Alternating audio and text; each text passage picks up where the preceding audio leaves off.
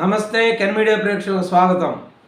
ఈరోజు మనం ఈ వీడియోలో చెప్పుకునే అంశం ఏంటంటే, గత వారం రోజులుగా సోషల్ మీడియాలో హల్చల్ చేస్తున్న, ప్రపంచం సృష్టిస్తున్న వేణుస్వామి మూర్తి ఎపిసోడ్. దీని గురించి పూర్తి వివరాలు తెలుసుకున్నట్లయితే ముందుగా వేణుస్వామి గురించి చెప్పుకుందాం. ఈ వేణుస్వామి అనేవాడు, ఇతను స్వామి అంటాం కూడా చాలా తప్పు. ఇతను ఏంటంటే ఒక చిన్న చితక జాతకాలు చెప్పుకుంటూ ఉంటున్న ఇతను అనుకోకుండా సమాజంలో ఉన్న రుగ్మతలను అనుకూలంగా మార్చుకొని ఒక సెలబ్రిటీ అయిపోయాడు. సెలబ్రిటీ స్వామిగా అయిపోయాడు. ఇప్పుడు ఆ సెలబ్రిటీ స్వామి కాస్త పోయి అత్యంత నిజాయితీ జర్నలిస్ట్ అయిన మూర్తి గారి చేతిలో పడ్డాడు. ఇక ఇతని జాతకం అంతా మూర్తి గారే చెప్తాడు. నువ్వు అందరి జాతకాలు చెప్పడం కాదు, ఇప్పుడు నీ జాతకం కూడా ప్రజలకు తెలుస్తుంది. సరే, ఇకపోతే ఈ వేణుస్వామి సమాజంలో ఉన్న రుగ్మతులు అంటే, ఈ రుగ్మతులు అనేవి మంచివి కావచ్చు, చెడువి కావచ్చు. అత్యంత సమాజాన్ని అత్యంత ప్రభావితం చేసేటటువంటి సోషల్ మీడియా.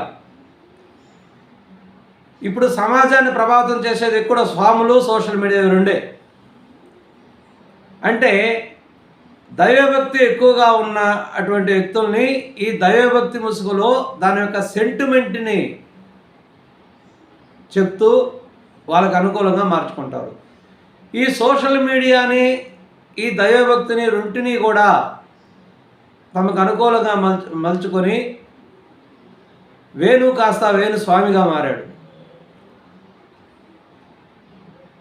వేణు సెలబ్రిటీ స్వామిగా మారాడు. అది ఎలా అంటే, ఇంకొక విచిత్రం ఏంటంటే, అందరూ పోయి స్వామి నాకు జాతకం చెప్పంటే, నేను జాతకాలు చెప్పను, అందరికీ నాకు జాతకాలు చెప్పను, అది నా మనసుకు వస్తేనే చెప్తాను. ఒక మనిషిని చూడటంతో ఇతను జాతకం చెప్పాలని నాకు మనసులో అనిపించాలి, అటువంటి వాళ్ళకే నేను జాతకం చెప్తాను అని చెప్పే చాలా నిజాయితీ కలిగిన నిజమైన స్వాములను అందరూ చూస్తున్నారు. చాలామంది ఉన్నారు అలాగ కూడా.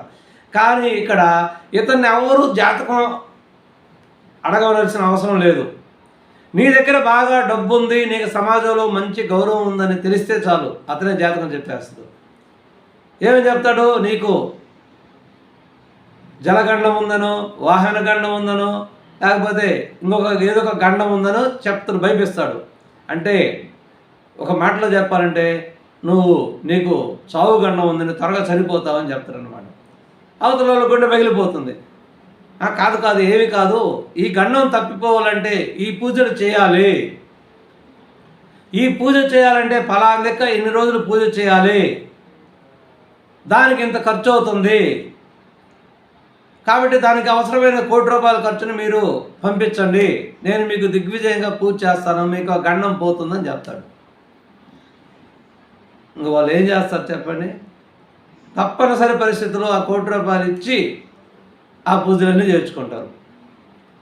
కానీ ఇక్కడ అలా చేసిన పూజలలో ఇతను చేసింది ఒక్కటి కూడా జరగలేదు. అవి మన సోషల్ మీడియాలోనే చూస్తున్నాం. అదేవిధంగా 2014లో జగన్మోహన్ రెడ్డి ముఖ్యమంత్రి అవుతున్నాడని చెప్పాడు, కాలేదు. 2019లో ముఖ్యమంత్రి అవుతా అని చెప్పాడు, అయ్యాడు. 2024లో కూడా మళ్ళీ జగన్మోహన్ రెడ్డి ముఖ్యమంత్రి అవుతా అన్నాడు. చంద్రబాబు నాయుడు జాతకం అస్సలు బాగాలేదు, చంద్రబాబు నాయుడు భవిష్యత్తులో ముఖ్యమంత్రి అయ్యే పరిస్థితే లేదు, ఖచ్చితంగా మళ్ళీ జగన్ ముఖ్యమంత్రి అవుతాడని చెప్పాడు, కాలేదు. ఇవైతే చాలా చెప్పాడు, ఒక్కడు కూడా అవలా. ఇప్పుడు ఒక 4 మాటలు చెప్పిన ఒకటైనా కూడా కరెక్ట్ అవుతుంది. అది అతను చెప్పినాడని కాదు, సహజంగా అవుతుంది. కానీ దాన్నే అతను అనుకూలంగా మలుచుకొని సెన్సేషన్ చేయడం జరుగుతుంది. అందులో కొన్ని ఉదాహరణ తీసుకున్నట్టయితే, నాగ చైతన్య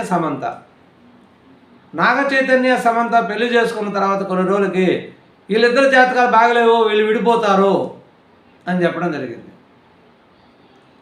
వాళ్ళు ఏమన్నా నిన్ను వచ్చి అడిగారా, ఏమి స్వామి మా జాతకం చెప్పమని? వాళ్ళు ఏదో 10 కాలాల పాటు కలిసి ఉండాలని వాళ్ళు పెళ్లి చేసుకోవటం ఏంది? నీ మున్సిపాలిటీ నోరుతో వాళ్ళు విడిపోతారు అని చెప్పటం ఏంది? సరే, అనివార్య కారణాలు నువ్వు చెప్పిందే నిజమైంది, వాళ్ళు ఏదో కొన్ని కారణాల వల్ల విడిపోవడం జరిగింది. కానీ అది నేను చెప్పటం వల్లే జరిగిందని నువ్వు దాన్ని మార్కెట్ చేసుకున్నావు. తర్వాత మళ్ళీ కొన్ని సంవత్సరాల తర్వాత అదే నాగ చైతన్య వేరే అమ్మాయిని, శోభిత అనే అమ్మాయిని పెళ్లి చేసుకోవడం జరిగింది. వాళ్ళు పెళ్లి చేసుకున్న దాదాపు 16 రోజుల పండుగ జరుపుకున్నారో లేదో అప్పుడే ఈ తంట కూడా ఉండదు, వీళ్ళు కూడా విడిపోతారని చెప్పడం. నువ్వు మనిషిగా పశువుగా? నువ్వు నిన్నేమన్నా వాళ్ళు వచ్చి అడిగారా? నువ్వు అడగకుండా వాళ్ళ మీద ఏదో శుభవా అంటూ పెళ్లి చేసుకొని కొత్త కాపురం పెడదామనే ఉద్దేశంతో వాళ్ళు ఉంటే నీ మున్సిపాలిటీ తొట్టి లాంటి నోరుతో ఇటువంటి ఎదవ మాటలు మాట్లాడటం, నువ్వు అసలు మనిషివేనా? నిజంగా నీకు దైవభక్తి ఉందా? దైవభక్తి ఉండేవాడు సమాజాన్ని శ్రేయస్సు కోరేటటువంటి ఏ స్వామి కూడా అలా అపశకునాలు మాట్లాడు. ఇలా ఒక సెలబ్రిటీని ఎన్నుకోవటం, కొంతమంది శిష్యులను ఏర్పరచుకొని నీ గురించి గొప్పగా చెప్పించుకోవటం, బాగా డబ్బును సెలబ్రిటీని పిలిపించుకోవటం, నీకు గండం ఉందని చెప్పడం, వాళ్ళు అడగకపోయినా నీకు గండం ఉంది, నీకు శ్యామల యాగం చేయాలి, ఇలా రకరకాల పేర్లు చెప్పి కొంతమందికి యోని పూజ. నువ్వు మనిషివా పశువా? ఈ మధ్య రకుల్ ప్రీత్ సింగ్కి యోని పూజ చేయించాడంట. నీకు అసలు మానవత్వం, మేనర్స్ అనేది ఉందా? నువ్వు అడిగిన వాళ్ళకి చెప్పు, నా జాతకం చెప్పు అసలు ఎలా ఉందో, నేను ముందు నా పరిస్థితి ఎలా ఉందో చెప్పు, నా జాతకం చెప్పు. నా జాతకం నువ్వు చెప్పిన ప్రకారంగా నీ వాస్తవం అయినట్లయితే నీ గురించి నేనే డైలీ అదే 24 hours ప్రచారం చేస్తూనే ఉంటా. సరే, ఈ విధంగా చేస్తూ కోటాను కోట్లు డబ్బు సంపాదించినట్టు వేణుస్వామి ఏదో ఒక రక సందర్భంలో జర్నలిస్ట్ మూర్తి గారికి జర్నలిస్టు మూర్తి గారు అంటే బహుశా నాగ చైతన్య, శోభిత మ్యారేజ్ గురించి